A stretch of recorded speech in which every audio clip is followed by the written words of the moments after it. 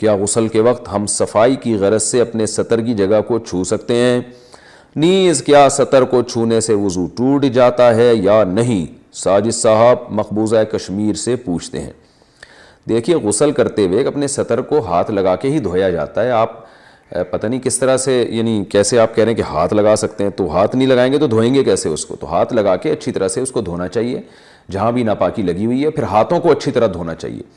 صحیح بخاری مسلم کی حدیث ہے کہ آپ صلی اللہ علیہ وسلم پر جب غسل فرض ہوتا تھا تو آپ صلی اللہ علیہ وسلم سب سے پہلے اپنی جگہ سے جہاں بھی آپ نجاست لگی ہے اس کو اچھی طرح ہاتھ سے صاف کرتے تھے۔ اس کے بعد آپ صلی اللہ علیہ وسلم اپنے ہاتھ مبارک کو زمین پہ اچھی طرح سے رگڑ کے صاف کرتے تھے۔ یہ خود اس بات کی دلیل ہے کہ منی جو ہے ناپاک ہوتی ہے، کیونکہ غسل جنابت میں امی عائشہ فرماتی ہیں آپ صلی اللہ علیہ وسلم ایسا کرتے تھے۔ تو اس ہاتھ کو بھی جس پہ منی لگی ہوتی تھی اس کو بھی پھر آپ صلی اللہ علیہ وسلم زمین پہ اچھی طرح رگڑتے تھے، تاکہ وہ بھی رگڑنے سے چیزیں پاک ہو جاتی ہیں۔ تو یہ نبی صلی اللہ علیہ وسلم کا طریقہ ہے کہ آپ جب واش روم میں جائیں تو آپ پہلے جہاں جہاں جسم پہ گندگی لگی ہے اس کو اچھی طرح سے دھوئیں، اس کے بعد ہاتھوں کو آپ اچھی طرح سے، آج کل زمین پہ مٹی نہیں ہوتی تو صابن ہے، صابن سے اچھی طرح سے آپ ہاتھ دھو لیں تو انشاءاللہ وہ پاک ہو جائیں گے۔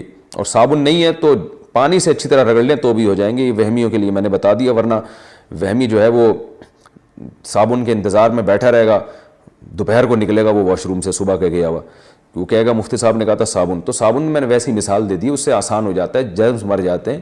لیکن اگر آپ پانی سے بھی اچھی طرح ہاتھ رگڑ لیں گے تو انشاءاللہ پاک ہو جائیں گے وہ۔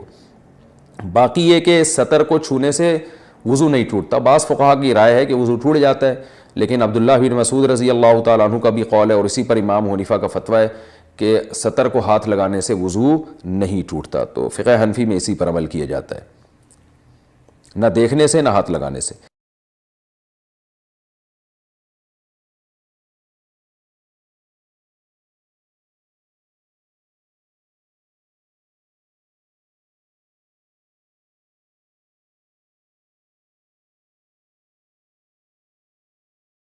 غسل کے دوران کیا سطر کو چھو سکتے ہیں؟